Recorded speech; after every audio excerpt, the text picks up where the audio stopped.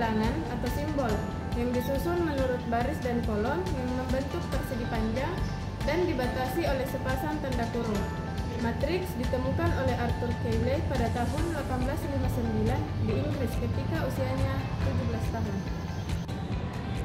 Adapun jenis-jenis matriks berdasarkan ordo, yang pertama itu ada matriks bujur, yang kedua ada matriks baris, yang ketiga ada matriks kolom, yang keempat ada matriks tegak, dan yang kelima ada matriks datar. Adapun matriks berdasarkan elemen penyusunannya, yang pertama itu ada matriks nol, yang kedua ada matriks diagonal, yang ketiga ada matriks segitiga, yang keempat ada matriks skalar, yang kelima ada matriks identitas, yang keenam itu ada matriks simetri, yang ketujuh ada transpose matriks. Adapun operasi matriks meliputi penjumlahan, pengurangan, dan perkalian matriks. Kasus analisis matriks produksi produk makanan ringan keripik singkong. Pedas dengan matriks sebuah perusahaan kecil memproduksi 3 variasi makanan ringan berbahan dasar singkong, yaitu keripik singkong, pedas, keripik singkong keju, dan keripik singkong original. Setiap varian membutuhkan 3 bahan utama, minyak goreng sebagai X, singkong sebagai Y, dan bumbu sebagai Z. Matriks input yang menunjukkan jumlah bahan baku yang dibutuhkan untuk memproduksi setiap varian produk adalah sebagai berikut. Di mana 200 kg keripik singkong pedas diproduksi, 150 kg keripik singkong keju diproduksi, 100 kg keripik singkong original diproduksi.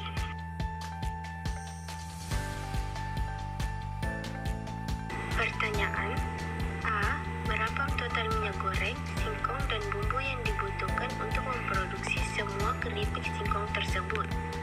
B. Jika harga minyak goreng Rp18.000 per liter, harga singkong Rp6.000 per kilogram, dan harga bumbu Rp60.000 per kilogram, berapa total biaya bahan baku? Solusi A. Total bahan baku yang dibutuhkan. Untuk mengetahui total bahan baku yang dibutuhkan, kalikan matriks input M dengan matriks produksi P. Total bahan baku sama dengan M dikali P. Hitung hasilnya. Jadi, total bahan baku yang dibutuhkan adalah minyak goreng sebanyak 1.600 liter, singkong 2.250 kg, dan bumbu 475 kg. B. Menghitung total biaya bahan baku. Hitung total biaya untuk setiap bahan baku. Total biaya 1.600 kali 18.000 ditambah 2.250 dikali 6.000 ditambah 475 kali 20.000. Total biaya 28.800 ditambah 13.500 ditambah 9.500 sama dengan 51.800. Jadi, total biaya bahan baku untuk memproduksi ketiga varian keripik singkong tersebut adalah Rp51.800. Baik, materi kedua adalah persamaan dan fungsi linear. Definisi persamaan dan fungsi linear. Persamaan dan fungsi linear adalah suatu persamaan yang memiliki bentuk AX tambah B sama dengan 0, di mana A dan B adalah konstanta dan X adalah variabel. Dalam persamaan linear, derajat tertinggi variabelnya adalah 1. Grafik fungsi linear adalah salah satu fungsi matematika yang paling sederhana dan mudah dimanipulasi serta mudah dibuat grafiknya. Grafik sangat mendasar untuk memahami apa arti bagian-bagian dari persamaan dan akibat dari perubahan pada setiap bagian grafik fungsi linear. Membentuk fungsi linear. Fungsi linear dapat dibentuk berdasarkan salah satu dari yang berikut. Yang pertama, slope M dan titik potong dengan sumbu Y, yaitu C diketahui Y sama dengan MX tambah C.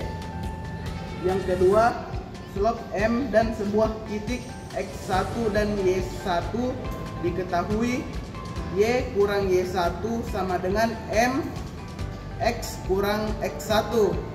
Yang kedua, Y sama dengan M X kurang X1 tambah Y1. Yang ketiga, 2 buah titik X1 Y1 dan X2 Y2. Diketahui Y kurang Y1 Y2 kurang Y1 sama dengan X kurang X1 X2 kurang X1. Yang kedua, Y kurang Y1 sama dengan Y2 kurang 1. X2 kurang X1 dikali X kurang X1. Yang ketiga, Y kurang Y1 sama dengan M dalam kurung X kurang X1. Selanjutnya Y sama dengan M X kurang X1 tambah Y1. Contoh kasus yaitu perhitungan keuntungan perusahaan. Sebuah perusahaan menjual produk dengan harga per unit biaya tetap fixed cost.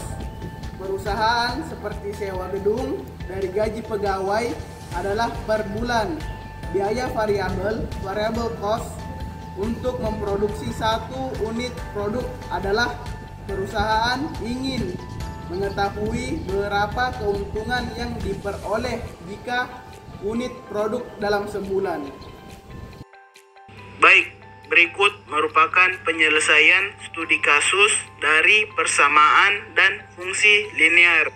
Fungsi linear dapat digunakan untuk menggambarkan keuntungan perusahaan berdasarkan jumlah produk yang dijual. Fungsi ini bisa dituliskan sebagai keuntungan sama dengan pendapatan dikurangi total biaya. Pendapatan adalah harga jual per unit dikali dengan jumlah unit yang dijual. Pendapatan sama dengan 100.000 X. Total biaya terdiri dari biaya tetap dan biaya variabel. Total biaya sama dengan biaya tetap ditambah biaya variabel per unit dikali jumlah unit yang dijual.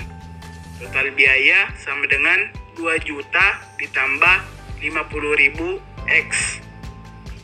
Yang kedua, fungsi keuntungan. Dengan memasukkan nilai-nilai di atas, fungsi keuntungan menjadi KX sama dengan dalam kurung 100.000 dikali X balas kurung dikurangi dalam kurung 2 juta ditambah 50.000 dikali X.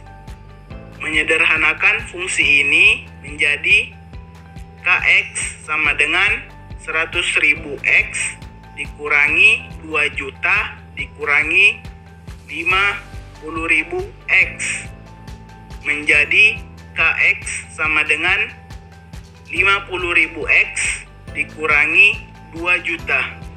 Interpretasi fungsi. Yang ketiga, interpretasi fungsi.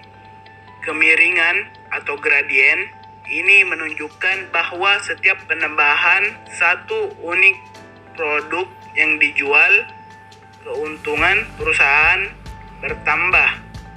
Intercept atau nilai awal ini menunjukkan bahwa jika tidak ada produk yang dijual, perusahaan akan mengalami kerugian. Yang keempat, analisis titik impas atau break even point. Titik impas adalah ketika keuntungan yang berarti perusahaan tidak untung dan tidak rugi. Untuk menemukan titik impas, 0 sama dengan 50.000 X dikurangi 2 juta. Selanjutnya 50.000 X sama dengan 2 juta. X sama dengan 2 juta dibagi 50.000 sama dengan 40. X sama dengan 40. Artinya perusahaan harus menjual 40 unit produk agar mencapai titik impas, yang artinya tidak untung dan tidak rugi. Yang kelima, kurva.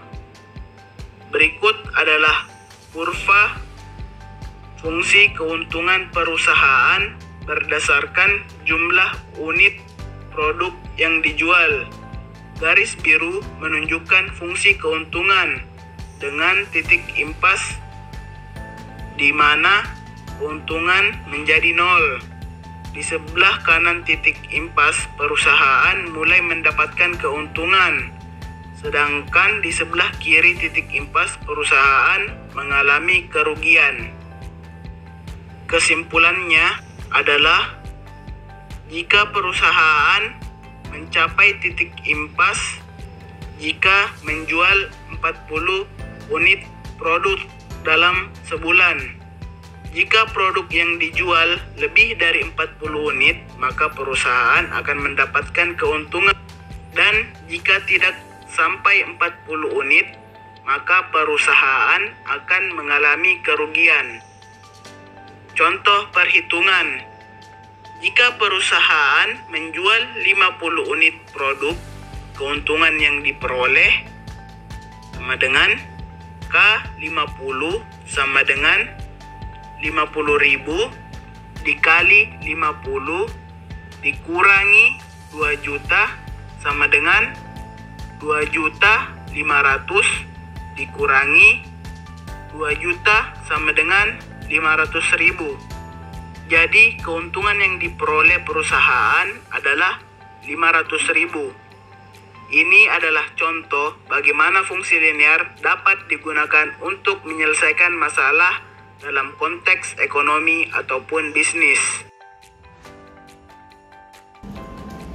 Baik, materi ketiga yaitu fungsi nonlinear. Definisi fungsi nonlinear. Fungsi nonlinear adalah fungsi matematika yang tidak mengikuti hubungan linear antara variabel masukan dan keluarannya.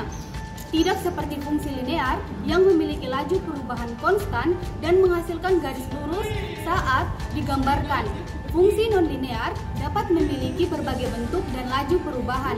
Jadi, fungsi nonlinear adalah fungsi yang tidak membentuk garis lurus dan tidak memiliki kemiringan konstan. Ini juga berarti bahwa fungsi nonlinear bukanlah polinomial derajat 0 atau 1.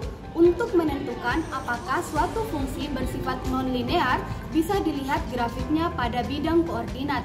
Jika garisnya melengkung atau putus-putus, maka fungsi tersebut bersifat nonlinear. Jenis-jenis fungsi nonlinear. Yang pertama ada fungsi kuadrat, yang kedua ada fungsi kubik, yang ketiga ada fungsi rasional, yang keempat ada fungsi eksponensial, yang kelima ada fungsi logaritma. Grafik fungsi nonlinear. Grafik fungsi nonlinear memiliki ciri-ciri sebagai berikut. Yang pertama, garisnya melengkung atau putus-putus. Yang kedua, menunjukkan hubungan nonlinear, di mana suatu variabel berubah dengan jumlah yang tidak konsisten saat variabel lainnya ditambah. Untuk membuat grafik nonlinear, berikut langkah-langkahnya. Yang pertama, gambarkan parabola yang merupakan fungsi kuadrat. Yang kedua, gambarkan garis linear pada grafik yang sama dengan parabola. Yang ketiga, cari titik potong kurva parabola dan garis linear. Titik potong kurva tersebut akan menjadi solusi dari sistem persamaan nonlinear. Nah, untuk studi kasusnya, sebuah perusahaan elektronik XYZ menjual smartphone di pasar. Permintaan smartphone ini dipengaruhi oleh beberapa faktor, salah satunya harga. Namun, hubungan antara harga dan jumlah permintaan tidak linear. Pada harga yang lebih rendah, permintaan meningkat lebih cepat karena konsumen merespon penurunan harga dengan membeli lebih banyak. Sementara pada harga yang lebih tinggi, permintaan menurun secara perlahan. Perusahaan XYZ berhasil mengumpulkan data. Ketika harga smartphone rupiah 3 juta, permintaan sebesar 900 unit, dan ketika harga smartphone 4 juta rupiah, permintaan sebesar 700 unit. Untuk menentukan fungsi permintaan nonlinear, gunakan persamaan QD sama dengan A kurang BP kuadrat. Dari dua titik data ini kita bisa membuat sistem persamaan. Yang pertama, 900 sama dengan A kurang B kali 3 kuadrat. Yang kedua, 700 sama dengan A kurang B kali 4 kuadrat. Penyelesaiannya, persamaan pertama menjadi 900 sama dengan A kurang 9B. Yang persamaan kedua menjadi 700 sama dengan A kurang 16B. kurangi persamaan kedua dari persamaan pertama. 900 kurang 700, A dikurang 9B dikurang A kurang 16B. Sekarang masukkan nilai B ke dalam persamaan pertama.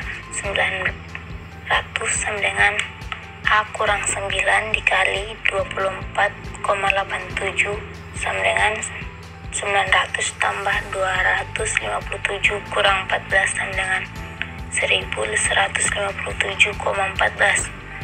Jadi fungsi permintaan smartphone adalah QD sama dengan 1157,14 dikurang 28 kurang 5,57 P kuadrat. Fungsi ini menunjukkan bahwa jumlah smartphone yang diminta menurun secara non-linear ketika harga naik. Pada harga yang lebih tinggi, permintaan menurun lebih lambat, mencerminkan bahwa sebagian konsumen tetap membeli meskipun harga tinggi. Berikut kurvanya.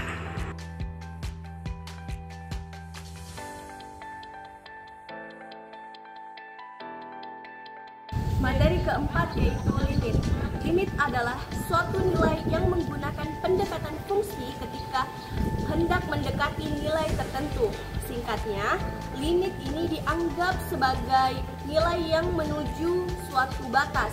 Nah, batas itu disebut sebagai batas karena memang dekat tetapi tidak bisa dicapai. Sifat-sifat limit. Sifat-sifat limit atau biasa disebut dengan teorema dapat digunakan untuk menghitung nilai limit fungsi agar lebih efisien. Mencari nilai limit fungsi.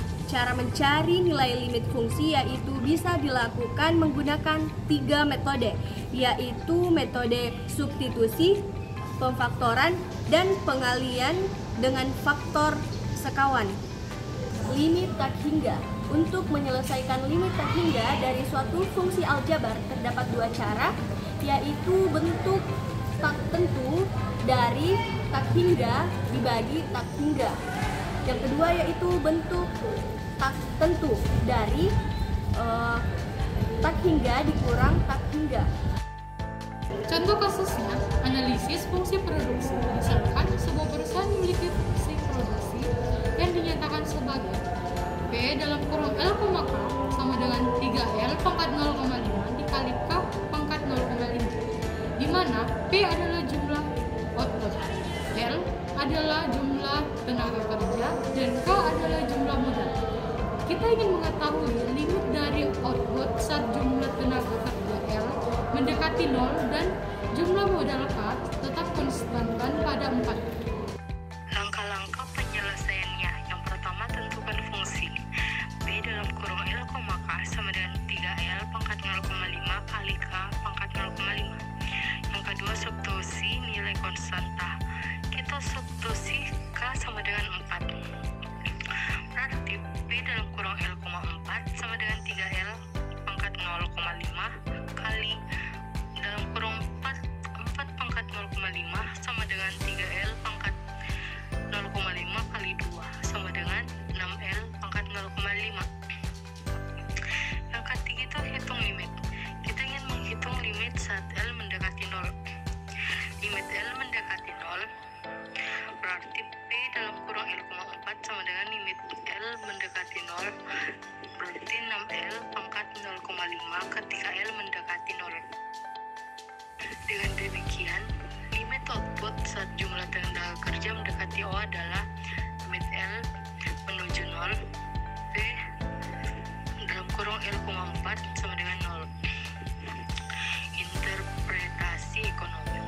Hasil ini menunjukkan bahwa jika jumlah tenaga kerja menjadi sangat sedikit atau mendekati 0, maka output yang dihasilkan juga akan mendekati 0. Ini mengindikasikan bahwa tenaga kerja memiliki peran penting dalam proses produksi, dan perusahaan tidak akan menghasilkan produk tanpa tenaga kerja yang memadai. Kasus selanjutnya, elastisitas permintaan. Misalkan fungsi permintaan dinyatakan sebagai Q dalam kurung P sama dengan 100 kurang 4P, di mana Q adalah kuantitas yang diminta dan P adalah harga. Kita ingin menghitung elastisitas permintaan saat P mendekati 25. Langkah-langkah penyelesaiannya. Yang pertama, tentukan fungsinya. Q dalam kurung P sama dengan 100 kurang 4P. Yang kedua, hitung kuantitas saat P sama dengan 25. Q dalam kurung 25 sama dengan 100 kurang 4 dalam kurung 25 sama dengan 100 kurang 100 sama dengan 0. Yang ketiga, hitung turunan dari Q dalam kurung P. D per dP dalam kurung Q sama dengan min 4. Jadi, hitung elastisitas permintaan didefinisikan sebagai saat P 25. ED dikurang D per dP dalam kurung Q dikali P per Q. Kita sudah tahu Q kurang 0 ketika P kurang 25. Tetapi kita perlu mencari limit min 4 kali 25 per 0. Materi kelima yaitu turunan. Definisi turunan. Dalam matematika, turunan atau derivatif dari sebuah fungsi adalah cara mengukur sensitivitas perubahan nilai fungsi terhadap perubahan pada nilai variabelnya. Sebagai contoh, turunan dari posisi sebuah benda bergerak terhadap waktu, mengukur kecepatan bergerak ketika waktu berjalan. Turunan merupakan pengukuran terhadap bagian fungsi dapat berubah seiring dengan perubahan nilai input. Secara umum, turunan dapat menunjukkan bagaimana suatu besar dapat berubah akibat adanya perubahan besar lainnya. Rumusan turunan. 1. Rumusan turunan fungsi konstan. 2. Rumusan turunan fungsi identitas. 3. Rumusan turunan fungsi aljabar berpangkat n. 4. Rumusan turunan jumlah dan selisih fungsi. 5. Rumusan turunan fungsi aljabar hasil kalian. 6. Rumusan turunan fungsi aljabar hasil bagian. 7. Rumusan turunan aljabar. Aturan turunan. 1. Aturan turunan konstan. 2. Aturan pangkat. 3. Aturan penjumlahan. 4. Aturan perkalian. 5. Aturan pembagian. 6. Aturan rantai. 7. Turunan fungsi eksponensial. 8. Turunan fungsi logaritma. Kasus turunan, yaitu sebuah perusahaan menjual suatu produk dengan fungsi penerimaan total R dalam kurung X sama dengan 50X kurang 0,5 X pangkat 2, di mana R dalam kurung X adalah penerimaan total dalam ribuan rupiah. X adalah jumlah barang yang terjual. Tugasnya: 1. Hitunglah fungsi penerimaan marginal. 2. Tentukan penerimaan marginal saat perusahaan menjual 40 unit barang. 3. Jelaskan makna ekonomis dari hasil tersebut. Penyelesaian studi kasus. 1. Menghitung fungsi penerimaan marginal. Penerimaan marginal adalah turunan dari fungsi penerimaan total terhadap jumlah barang, yaitu fungsi penerimaan total diberikan sebagai R dalam kurung X sama dengan 50X kurang 0,5X pangkat 2. Turunkan fungsi terhadap titik 2 R dalam kurung X sama dengan D atau dx dalam kurung 50x kurang 0,5x pangkat 2 tutup kurung. R dalam kurung x sama dengan 50 kurang x. Jadi fungsi penerimaan marginal adalah MR dalam kurung x sama dengan 50 kurang x. 2. Penerimaan marginal saat penjualan 40 unit barang. Sekarang kita substitusikan X sama dengan 40 ke dalam fungsi penerimaan marginal MR dalam kurung X titik 2. MR dalam kurung 40 sama dengan 50 kurang 40 sama dengan 10. Jadi Penerimaan marginal saat perusahaan menjual 40 unit barang adalah 10.000. 3. Makna ekonomis. Penerimaan marginal pada X sama dengan 40 menunjukkan bahwa jika perusahaan menjual 1 unit tambahan dalam kurun dari 40 unit ke 41 unit tutup kurung, penerimaan total akan bertambah sebesar 10.000. Dengan kata lain, perusahaan mendapatkan tambahan pendapat sebesar Rp10.000 untuk setiap unit barang tambahan yang dijual pada tingkat penjualan 40 unit. Namun, karena penerimaan marginal MR dalam kurung X sama dengan 50 kurang X ini menunjukkan bahwa penerimaan marginal akan menurun seiring dengan peningkatan jumlah barang yang dijual. Artinya, setelah titik tertentu penjualan tambahan akan memberikan penerimaan yang semakin kecil yang bisa mengindikasikan saturasi pasar atau penurunan nilai produk di mata konsumen.